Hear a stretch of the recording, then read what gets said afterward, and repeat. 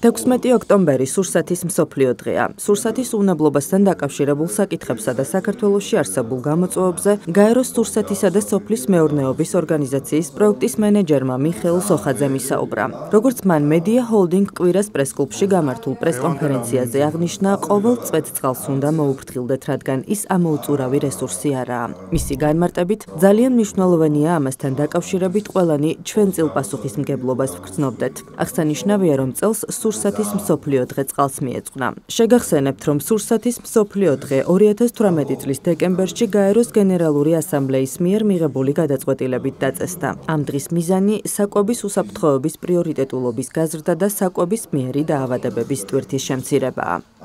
წყალი არ გახლავთ გამოულევადი რესურსი. მას თუ არ გაუფრთხილდი, მისი გაუფრთხილება ძალიან მძიმე შედეგებამდე მივიყვანს. ძალიან მნიშვნელოვანი არის რითი ვწყავთ ჩვენ პროდუქტებს. საჭმელიც, რასაც ვამზადებთ, რასაც ვრეცხავთ, ის აუცილებლად უნდა გავრეცხოთ სასმელი წყლით.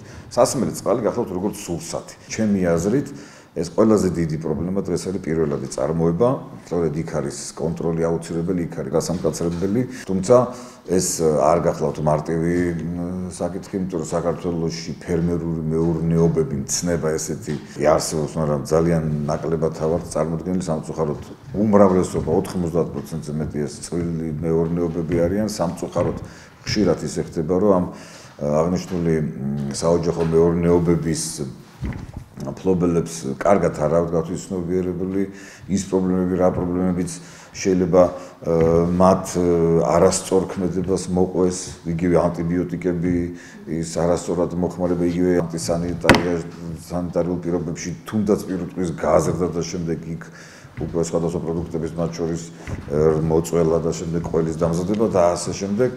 შესაბამისად, ეს პრობლემები რა თქმა უნდა აღმოიფხვრება ნელ-ნელა, ამას ცოტა დრო დაჭირდება, მაგრამ ფიქრობ, რომ ფერმების გამსხვილებასთან ერთად ეს პრობლემა ნაკლები და ნაკლები იქნება.